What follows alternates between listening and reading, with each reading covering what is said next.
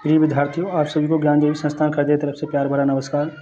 जैसे कि देखेंगे आज जीएस की महामैराथन क्लास में तीसरी क्लास है। जो विद्यार्थी नया जुड़े हैं वो कृपया करके हमारी क्लास 1 क्लास 2 भी देखें।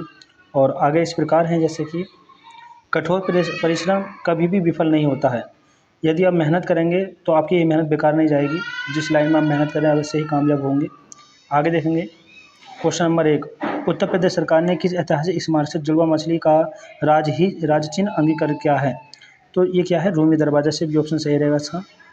जैसे देखेंगे उत्तर प्रदेश सरकार ने लखनऊ के रूमी दरवाजा ऐतिहासिक स्मारक से जुड़वा मछली का राज चिन्ह अंगीकृत किया है।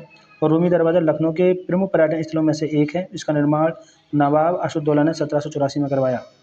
नेक्स्ट क्वेश्चन, आदित्य L1 को L1 पॉइंट तक पहुँचाने में कितना समय लगेगा? तो इसका ऑप्शन बी सही रहेगा, 4 मंथ। ठीक है, कितना समय लगेगा? 4 मंथ लगेगा। बी ऑप्शन सही है इसका। नेक्स्ट क्वेश्चन, आंध्र प्रदेश भाषा राज्य के रूप में गठित किया गया है। तो इसमें बताना है कौन से अधिनियम के द्वारा गठित किया गया है। तो अधिनियम 1956। यदि क्वेश्चन में कहता है कि आंध्र प्रदेश को भाषाई राज्य के रूप में कब गठित किया गया, तो इसका आंसर आता है 1 अक्टूबर 1953 में। ठीक है, देखेंगे इसके बारे में थोड़ा। आंध्र प्रदेश भारत में भाषा के आधार पर गठन होने वाला पहला राज्य बना, जिसकी राजधानी उस समय कुरनूल थी, आज वर्तमान में विशाखापट्टनम है। राज्य पुनर्गठन आयोग जो आया है 1953 में आया है। ये फजल अली आयोग की सिफारिश पर आया है। इसके अध्यक्ष फजल अली हैं। सदस्य इसमें 3 हैं। इनकी सिफारिशों के आधार पर जुलाई 1956 में राज्य पुनर्गठन अधिनियम पास किया गया। नवंबर 1954 में भारत सरकार द्वारा पांडिचेरी, यनाम, चंद्रनगर और केरिकल को भारत को सौंप दिया गया और इन सभी को मिलाकर 28 मई 1956 में पांडिचेरी संघ राज्य क्षेत्र का गठन किया गया। 19 दिसंबर 1961 में गोवा से पुर्तगालियों को भगा दिया गया और 12वां संविधान संशोधन के तहत गोवा, दमन, दीव को भारत में शामिल कर लिया गया। तो यहाँ पे प्रिय विद्यार्थियों, आपको याद रखना है कि गोवा मुक्ति दिवस कब मनाता है। तो गोवा मुक्ति दिवस मनाता है हर साल 19 दिसंबर को, क्योंकि 1961 में गोवा से पुर्तगाली चले गए थे छोड़कर गोवा को। नेक्स्ट क्वेश्चन देखेंगे, संसार में सबसे बड़ा महाद्वीप कौन सा है? तो संसार में सबसे बड़ा महाद्वीप आएगा 7 महाद्वीप होते हैं, जिसमें सबसे बड़ा महाद्वीप है एशिया महाद्वीप। सी ऑप्शन इसका। देखेंगे थोड़ा, यहाँ पर एशिया महाद्वीप और यूरोप महाद्वीप का स्ट्रक्चर बना हुआ है, जिसमें देखेंगे कि इसके ऊपर जो है आर्कटिक महासागर, नीचे हिंद महासागर है और इधर आपका प्रशांत महासागर हो जाएगा पूर्व में, और पश्चिम में बाउंड्री देखेंगे। अगर क्वेश्चन में पूछे है कि यूराल मतलब एशिया महाद्वीप और यूरोप महाद्वीप को कौन कौन अलग करता है, तो यूराल पर्वत अलग करता है, कैस्पियन सागर भी करता है, काला सागर भी करता है, भूमध्य सागर भी करता है। क्वेश्चन ये भी पूछ सकता है कि यूरोप महाद्वीप और एशिया महाद्वीप की बाउंड्री सीमा कौन कौन बनाते हैं, तो यूराल पर्वत प्लस कैस्पियन सागर प्लस काला सागर प्लस भूमध्य सागर। क्वेश्चन में ये पूछा जाए कि कौन सा पर्वत यूरोप महाद्वीप और एशिया महाद्वीप अलग करता है, तो यूराल पर्वत करता है। इसका आगे देखेंगे, सुएज नहर एशिया को अफ्रीका से अलग करते हुए भूमध्य सागर को लाल सागर से जोड़ती है। ये क्या करती है? एशिया नहर को, ये सुएज नहर क्या करती है? एशिया को अफ्रीका से अलग करती है और भूमध्य सागर को लाल सागर से जोड़ती है। तो एशिया महाद्वीप को उत्तरी अमेरिका महाद्वीप से अलग जो करती है बेरिंजन संधि, और एशिया महाद्वीप को ऑस्ट्रेलिया महाद्वीप से अलग जो करते हैं, जैसे ओखोत्स्क सागर है, जापान सागर है, पूर्वी चीन सागर है, दक्षिण चीन सागर है, बांदा सागर है, जावा सागर है। एशिया महाद्वीप में 3 प्रमुख प्रायद्वीप हैं। ठीक है, जैसे अरब का प्रायद्वीप, ये विश्व का सबसे बड़ा प्रायद्वीप है, दक्कन का प्रायद्वीप और इंडो चीन का प्रायद्वीप। अगर क्वेश्चन में आ जाए कि विश्व का सबसे बड़ा प्रायद्वीप कौन से महाद्वीप में है, तो एशिया महाद्वीप में है। नेक्स्ट क्वेश्चन देखेंगे, कृष्ण प्रथम जो राष्ट्रकूट वंश का राजा था, उसने निम्नलिखित में से क्या बनवाया था? तो कृष्ण प्रथम जो थे, उन्होंने एलोरा के शिव मंदिर बनवाए। ये राष्ट्रकूट वंश के बारे में देखेंगे थोड़ा। तो इसका संस्थापक दंतिदुर्ग है। 752 ईस्वी में राष्ट्रकूट वंश की स्थापना की इन्होंने। राजधानी मनकिर कह सकते हैं या मान्यखेत कह सकते हैं। एलोरा के पिर्स कैलाश मंदिर का निर्माण कृष्ण फर्स्ट ने करवाया। क्वेश्चन यहीं से पूछा गया था वो। ध्रुव ने कन्नौज पर अधिकार करने हेतु प्रतिहार नरेश वत्सराज एवं पाल नरेश धर्मपाल को पराजित किया, और ध्रुव को धारावर्षी भी कहा जाता है।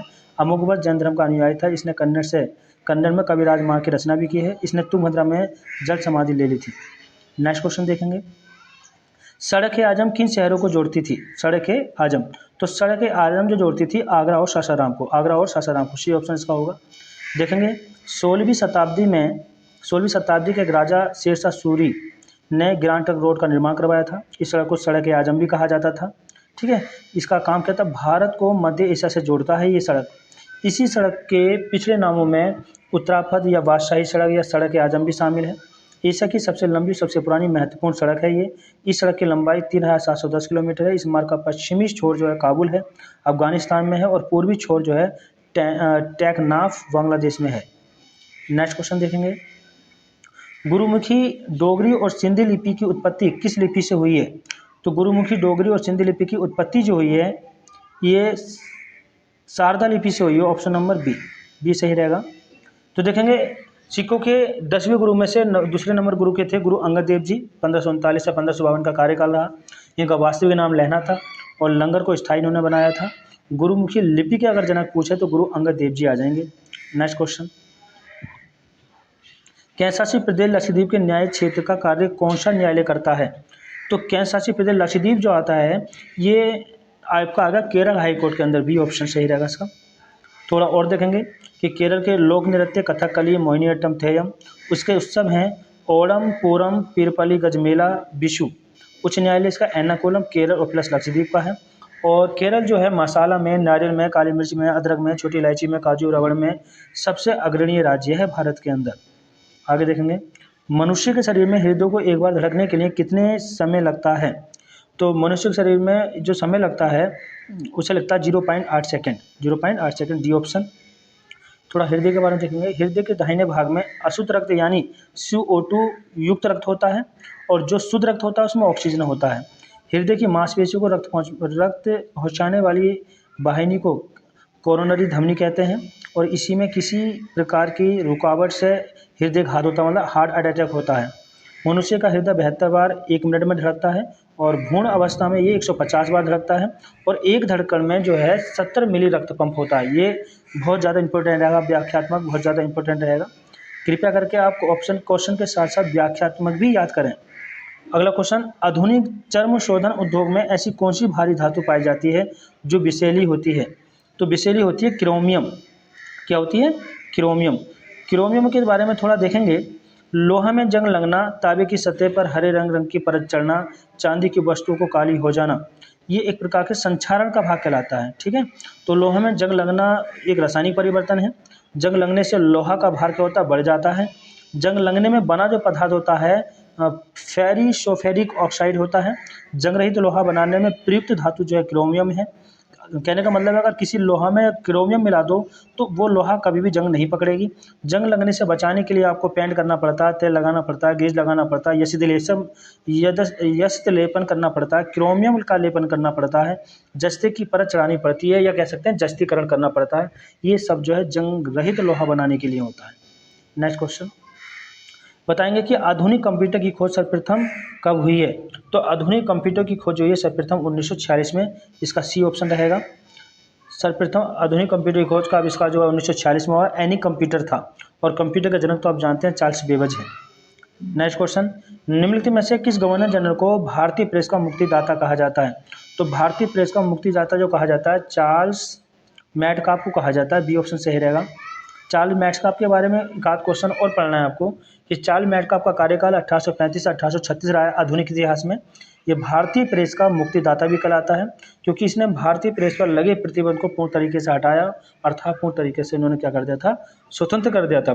जो गवर्नर हुआ करते थे या जो वायसराय हुआ करते थे वो प्रतिबंध इसलिए लगा दिया करते थे अखबारों पर ताकि अंग्रेजों के बारे में कुछ छाप ना पाएँ, तो प्रतिबंध लगा दिया करते थे। लेकिन इसने प्रतिबंध हटा दिया कि आप जो सच्चाई छाप सकते हैं। नेक्स्ट क्वेश्चन, रेडियो सक्रियता की परिघटना की खोज किसने की थी? तो रेडियो सक्रियता की परिघटना की खोज जो करने वाले हैं वो हेनरी बैकरेल करने वाले हैं। सी ऑप्शन का सही रहेगा। यहाँ से देखेंगे इसकी जो खोज करी थी इन्होंने 1896 में। इसका SI मात्र बैकरेल होता है, मतलब इसे हेनरी बैकरेल भी कहते हैं और मैरी क्यूरी भी के नाम से भी इसे जाना जाता है। 1903 में हेनरी बैकरेल ने पियरी और मैरी क्यूरी के साथ भौतिकी का नोबेल पुरस्कार भी साझा किया है। अगला क्वेश्चन देखेंगे, मानव विकास रिपोर्ट कौन सी संस्था जारी करती है? तो मानव विकास रिपोर्ट जो जारी करती है वो UNDP करती है। UNDP के बारे में थोड़ा व्याख्यात्मक देखेंगे। संयुक्त राष्ट्र विकास कार्यक्रम इसे हिंदी बोलते हैं। कम से कम विकसित देशों को सहायता पर जोर देने के साथ विकासशील देशों को विशेषज्ञ सलाह, प्रशिक्षण, अनुदान देता है।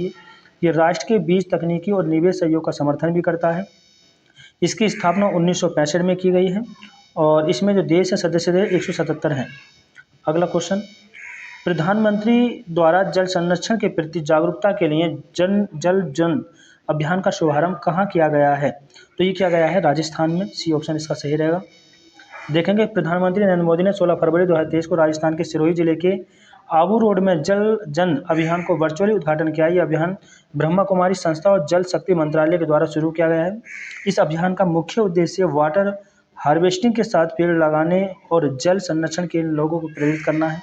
नेक्स्ट क्वेश्चन देखेंगे, भारत में जनगणना का क्रमवार आकलन कब से प्रति 10 वर्ष के अंतराल पर किया जा रहा है? तो 1881 में। अगर क्वेश्चन में ये पूछे आपसे कि पहली बार जनगणना किसके शासनकाल में हुई है, तो पहली बार जनगणना जो हुई थी, देखो यहाँ तो आएगा 1821 में लॉर्ड रिपन, और इससे पहले जो आएगा लॉर्ड मेयो के शासनकाल में पहली बार 1872 से बात चल रही है, वो 1872 में। और 10 वर्ष के जो चालू हो गया वो 1881 में लॉर्ड रिपन के शासनकाल में। देखेंगे, भारत में पहली बार 1881 में नियमित जनगणना प्रत्येक 10 वर्ष के अंतराल पर शुरू हुई है। प्रथम कारखाना अधिनियम इसके शासनकाल में लाया गया था 1881 में। क्या था इसमें? 7 वर्ष से कम उम्र के बच्चों को काम करने पर प्रतिबंध लगा दिया गया था, और 7 से 12 तक का अगर बच्चा कोई काम करेगा तो 9 घंटे उसे काम करना होगा। और ये नियम जो था चाय, कॉफ़ी, नील की खेती पर लागू नहीं था। 1882 में वर्नाक्युलर प्रेस एक्ट को इन्होंने समाप्त कर दिया था, और इसने सिविल सेवा परीक्षा के लिए आयु 19 से 21 वर्ष कर दिया। और स्थानीय शासन 18 मई 1882 का आया था, इसका जनक ये कहलाता है। और अगर स्थायी बंदोबस्त की बात आ जाए तो लॉर्ड कॉर्नवालिस आ जाएंगे। ठीक है, अगला क्वेश्चन देखेंगे, निम्नलिखित में से भारत में तलछट को परिवाहित करने वाली प्रमुख नदी कौन सी है? तो तलछट को प्रवाहित करने वाली प्रमुख नदी यहाँ पर गंगा आएगी। गंगा के बारे में कुछ ऑब्जेक्टिव क्वेश्चन देखेंगे। अन्य नाम इसका पद्मा भी है, जानवी भी कहते हैं, सुसुरी भी कहते हैं, देव नदी भी कहते हैं, भगीरथी भी कहते हैं। गंगा की सबसे बड़ी सहायक नदी यमुना है। इसका उद्गम स्थल उत्तराखंड में गोमुख निकट गंगोत्री हिमनद से निकलती है। लंबाई 2525 किलोमीटर है। यूपी में इसकी लंबाई 1450 किलोमीटर है। मोहाना गंगा की मुख्य धारा बांग्लादेश में प्रवेश करते ही जहाँ इसे पद्मा के नाम से जाना जाता है, और पद्मा में ब्रह्मपुत्र नदी बांग्लादेश में जमुना के नाम से जाना जाता है, और आकर ये मिल जाती है जहाँ इसे मेघना के नाम से जाना जाता है। गंगा की नदी सहायक नदियाँ हैं, जैसे बाएं तट से रामगंगा, गोमती, घाघरा, शारदा, गंडक नदी, और दाएं तट से यमुना, टोंस और सोन। गंगा नदी को पवित्र नदी और प्राणदायिनी नदी भी कहा जाता है। प्रिय दोस्तों, आज क्लास में इतना ही था। आप सभी से रिक्वेस्ट है, निवेदन है कि हमारी पिछली वीडियो को भी देखें और इस वीडियो को भी काफ़ी सारा प्यार दें, ढेर सारा प्यार दें। और आगे के लिए इस तरह की वीडियो और आपको देखना है तो कमेंट करके हमें बताएं कि वीडियो आपको कैसे लगी, ताकि हम आगे आपके लिए इससे भी अच्छी कोई वीडियो बनाएं। और